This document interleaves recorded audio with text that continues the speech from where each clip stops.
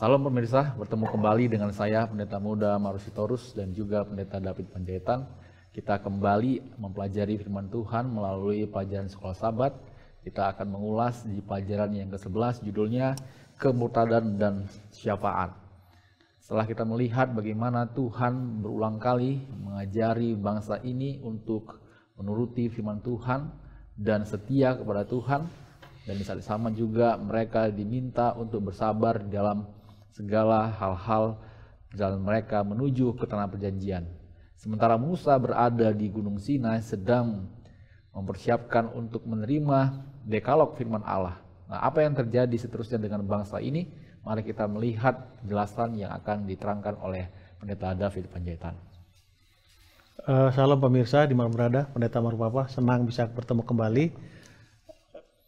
Kita sudah tiba di pelajaran Sabat yang ke-11 dari 13 rangkaian pelajaran sekolah Sabat kita. Dan yang kita pelajari selama triwulan ini adalah mengenai perjalanan bangsa Israel pada waktu mereka akan meninggalkan Mesir, selama mereka berada di padang gurun, dan pada saat mereka akan memasuki tanah perjanjian, yaitu tanah Kanaan. Nah, di pelajaran Sabat yang ke-11 ini judulnya adalah Kemurtadan dan Syafaat. Murtad itu artinya adalah menyimpang dari jalan yang benar, lalu syafaat itu adalah pengantaraan. Nah, di gereja kita ada doa yang dilayangkan, namanya adalah doa syafaat. Itu biasanya ada di sesi khotbah setelah lagu buka. Setelah lagu buka, setelah responsoria, lagu buka, lagu apa? Ada doa syafaat. Dari doa-doa itu, permohonan umat, apa yang mau disampaikan, itu dibawakan atau didoakan oleh seorang yang menjadi ambil bagian di doa syafaat itu. Nah, menurut saya ini bagian yang cukup penting juga di dalam sesi acara khotbah itu. Selain apa? Selain khotbah. Kalau khotbah itu pembicara itu adalah sering dikatakan mewakili Tuhan untuk menyampaikan apa? Firman Tuhan. Jadi dari dua ini saya bisa melihat bahwa pembicara itu adalah God speaker, itu adalah nabi, sementara doa syafaat itu adalah imam. Imam itu kan people speaker, juru bicara umat kepada siapa? Kepada Tuhan. Itu sedikit saja gambaran dari arti kata kemurtadan dan juga kata syafaat dan praktek di gereja kita. Oke, ayat intinya adalah ini, Keluaran 32 ayat 31 dan 32. Bagi saya ini adalah ayat pendukung atau sekaligus penjabaran dari judul pelajaran sekolah Sabat kita. Di ayat 31 itulah kemurtadan yang dilakukan oleh orang Israel saat itu. Bangsa ini telah membuat dosa besar, sebab mereka telah membuat Allah emas bagi mereka. Kenapa dosa besar? Pengertian saya kenapa ini dikatakan dosa besar? Dosa itu kan adalah pelanggaran. Nah, kenapa itu menjadi besar? Karena di dalam Dekalog, hukum pertama itu adalah jangan ada Allah lain. Lalu hukum kedua itu jangan membuat image, patung. Bayangkan janji pertama saja sudah dilanggar. Kalau janji yang ke-10, ke-9 atau di luar janji yang pertama kedua itu oke lah. Artinya bukan boleh atau tidak, bukan itu poinnya. Bayangkan janji pertama saja sudah sudah dilanggar. Bagaimana dengan janji-janji yang lain? Sama dengan ayat perjanjian baru berkata, melanggar satu berarti melanggar semua. Nah, ayat 32 inilah syafaat itu. Jadi pada waktu Musa melihat umat itu, jadi pada waktu Musa melihat bagaimana Tuhan itu begitu marah kepada orang Israel, marah dalam arti bukan emosional ya, bukan. Tetapi ada sesuatu hal yang terjadi pada saat itu oleh karena pelanggaran orang Israel, sehingga Musa katakan, kalau mereka mau engkau binasakan, lebih bagus aku sajalah. Itulah pengantaraan syafaat yang dilakukan oleh Musa. Nah, di slide berikutnya saya mau, atau di PowerPoint yang biasa saya buat, mudah-mudahan, saya percayalah mudah-mudahan PowerPoint ini membantu kita punya konsep berpikir tentang pelajaran sekolah sahabat kita. Oke, jadi saya tidak mulai dari awal atau dari buku Kejadian, tapi dari peristiwa di Gunung Sinai. Nah, Tuhan memperbaiki lagi hubungannya dengan dengan umat manusia yang diwakili oleh orang-orang Israel atau Bani Israel. Nah, pemimpinnya saat itu adalah Musa dan Harun. Ya, kita tahulah cerita itu. Harun sebagai jubirnya, Musa itu adalah sebagai pemimpin. Nah, hubungan mereka baik-baik saja, tidak ada masalah setelah perjanjian di Gunung Sinai itu. Nah, dengan berjalannya waktu, ini yang terjadi, ya ini yang terjadi. Di situ Musanya hilang. Kenapa? Karena saat itu Musa sedang berada di Gunung Sinai selama 40 hari. Pelajaran sekolah sahabat kita mengatakan bahwa 40 hari itu bagi Musa itu waktu yang singkat. Tapi bagi umat itu, bagi orang Israel itu, waktu 40 hari itu waktu yang cukup lama. Sehingga mereka gelisah, aduh takut, ini gimana kita di padang gurun nih. Ya kan, nah, kiri kan, depan belakang, itu nggak tahu mau ngapain. Nanti ada bangsa Filistin lagi yang mau menyerang dan lain sebagainya. Sehingga ada rasa takut. Nah, di pelajaran sekolah sahabat hari Minggu tanggal 7 September ini ada satu hal yang menarik menurut saya di sini. Saya akan bacakan saja. Mereka menjadi bingung, tidak sabar, takut, dan merasa tidak aman. Mereka ingin memiliki Tuhan yang dapat dilihat, yang akan memimpin mereka. Allah yang telah mereka lihat sepanjang hidup mereka di Mesir, yang penuh penyembahan berhala. Jadi seperti yang selalu saya katakan, pergolakan di pikiran mereka itu antara Allah yang mereka lihat dengan mata iman mereka dengan Allah yang mereka lihat melalui mata badani mereka. Ini lihat, oh ini dewanya dalam bentuk ini nih. Sementara yang Tuhannya Abraham minta itu yakini aja walaupun aku tidak terlihat. Sebetulnya sih terlihat menurut saya kalau dengan suara itu kan mewakili kedahsyatan Tuhan. Tapi bukan itu yang harus disembah. Nah, di sini yang sangat disesalkan Harun, dia tidak berani berdiri tegas. Sehingga Alkitab mengatakan bahwa Harunlah yang memimpin untuk pengumpulan material-material yang akan digunakan untuk membuat patung anak lembu emas itu. Nah, ini adalah dewa Apis ya, dewa sapi yang ada di Mesir. Ingat waktu 10 tulah itu kan ada binatang seperti lalat pikat itu yang membinasakan binatang-binatang yang ada di sana. Dewa Apis atau dewa sapi. Ini salah satu dewa yang menurut mereka dewa yang penuh dengan dengan kekuatan. Nah, jadi yang tadinya itu hubungan yang gambar yang pertama itu kan hubungannya pink itu harmonis kan. Nah, sementara yang ini oleh karena adanya anak lembu emas itu hubungan mereka menjadi menjadi tidak baik. Dan Tuhan marah di sana. Marahnya begini, saya mau terangkan sedikit. Bedanya marah Tuhan dengan marah kita begini. Kalau kita marah itu untuk kepentingan pribadi kita. Tapi marah Tuhan itu pengertiannya begini. Contoh, anak kita. Sudah kita kasih tahu jangan pegang ini. Kenapa ini panas? Lalu dia pegang.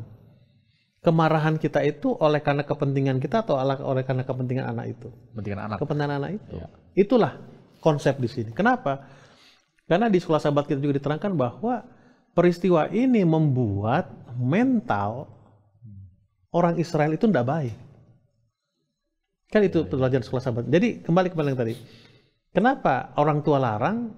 Karena yang dilakukan itu merugikan anak itu.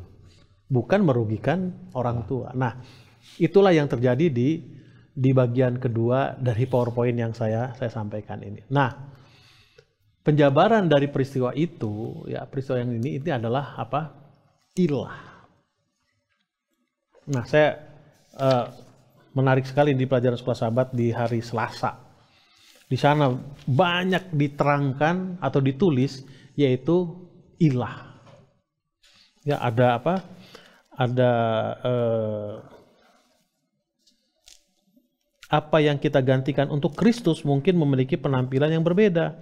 Kesombongan, keegoisan, uang, kekuasaan, seks, makanan, TV, obat-obatan, alkohol, pikiran-pikiran, dan yang tidak murni, pornografi, kesenangan, pekerjaan, olahraga, keluarga, video game, film, belanja, ide-ide, politik, musik, posisi, gelar, nilai, dan lain sebagainya. Artinya masih lebih banyak lagi dari ini.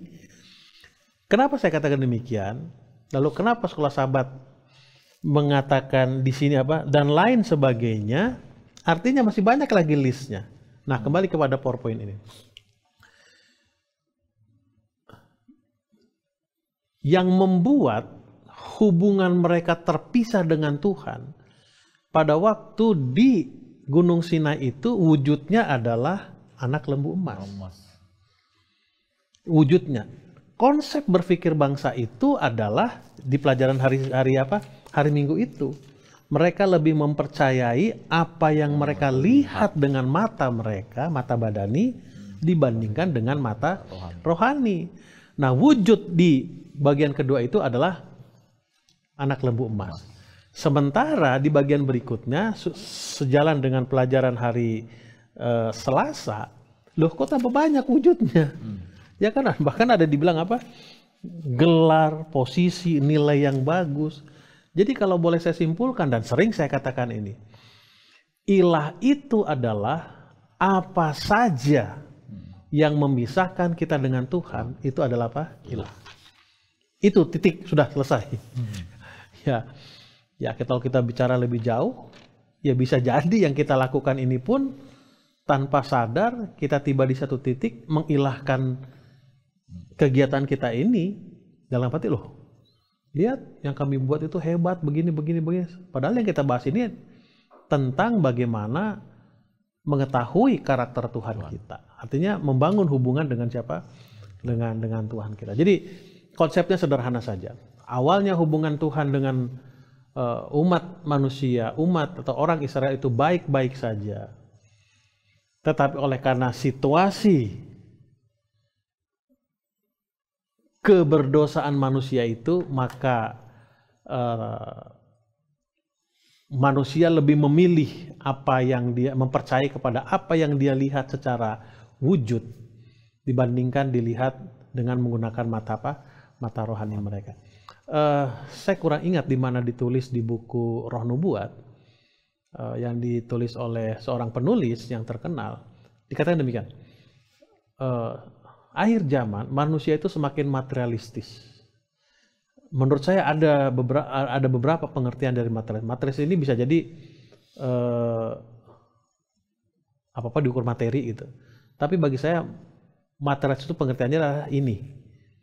Peristiwa ini lebih mengutamakan apa yang dilihat oleh mata ini daripada apa yang dilihat oleh mata keyakinan. Nah, disinilah peran daripada Musa itu, ya. Setelah terputus hubungan, lalu Musa menawarkan dirinya, biarlah saya yang menggantikan mereka untuk menerima upah daripada pelanggaran.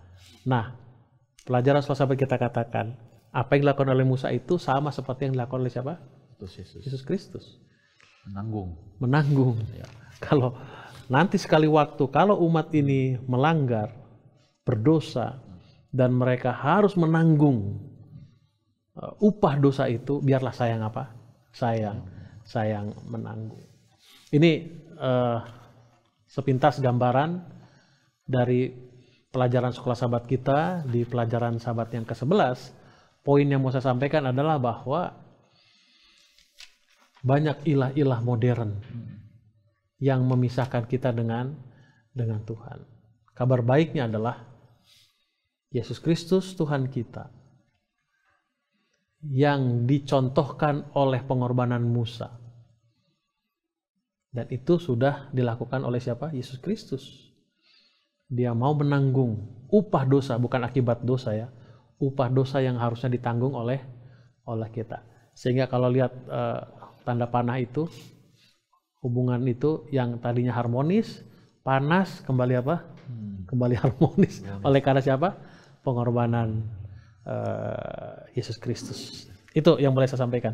Baik, terima kasih Pendeta David Panjaitan yang sudah memaparkan materi yang baik sekali untuk kita ingat baik-baik, di mana kita semakin mengerti apa itu kemurtadan dan hal-hal yang bisa membuat kita murtad atau berpaling dari Tuhan ya, dalam konteks zaman modern ini. Ya mungkin saja kita tidak membuat patung, tapi banyak hal-hal, perkara-perkara yang lain yang telah membuat alih fokus kita kepada tidak lagi kepada Tuhan, tapi kepada hal-hal yang lebih dari Tuhan yang kita sembah.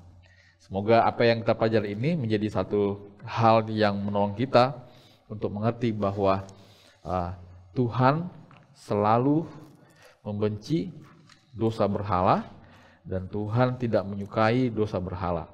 Nah, saya mau menyoroti satu poin penting yang ditunjukkan oleh Musa, di mana dia rela untuk dihapuskan namanya dari kitab kehidupan. Ya. Kalau kita melihat jika ada tawaran yang baik sekali seperti itu, orang bilang, oh iya baik-baik, saya boleh mau. Tapi kalau Musa itu dia rela tidak mau ya, hanya untuk dirinya. Nah, dia lebih mengutamakan yaitu umat ya atau jemaat. Nah, dalam praktek-praktek yang ditunjukkan oleh Musa dalam penerapan praktis dalam baik itu keluarga atau jemaat, hal-hal apa saja yang bisa kita tunjukkan sifat atau karakter ini yang ditunjukkan oleh Musa di dalam meredam mungkin masalah ataupun kemarahan. Oke. Kalau pertanyaannya apa yang bisa kita buat, saya pikir sulit ya. Karena kita berpikir apa yang akan kita buat. Tetapi kalau kita menyadari apa yang dirasakan oleh Musa, maka dengan sendirinya apa yang dibuat oleh Musa, kita akan bisa tunjukkan gitu. Karena begini, kembali seperti yang saya katakan, saya berharap kita belajar firman Tuhan, khususnya termasuk sekolah Sabat ini, bukan hanya dimengerti tapi dirasakan. Coba bayangkan, Musa itu adalah calon pemimpin. Ya. Lalu dilihat sukunya dianiaya oleh orang yang menjajah. Kan begitu. Lalu dia bela sukunya karena kehebatan dia sehingga orang Mesir itu mati. Tadinya dia harapkan bahwa rekan saudara satu sukunya itu akan membela dia. Tapi kenyataannya apa?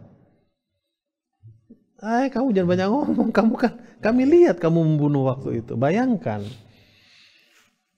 di lingkungan orang Mesir dia tidak punya teman, di lingkungan satu bangsanya pun, satu sukunya pun tidak punya teman. Apa buktinya dia tidak punya? Dia lari kan? Ya. Nggak tahu dia mau kemana. Maksud saya adalah apakah kita pernah merasa sendiri? Sendiri di antara keramaian, loneliness, kesepian. Lalu tiba-tiba ada satu pihak, seseorang lah, menemui kita untuk meyakinkan kita, ayo kembali kepada sukumu. Kan Musa bilang, aku mau bilang apa?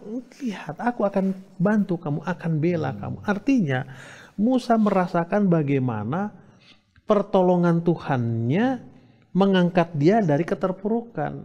Jadi, dia melakukan itu, pengantaran itu, karena dia merasakan bagaimana sakitnya, sepinya, sedihnya, menderitanya kalau terpisah dari satu pihak yang mencintai kita.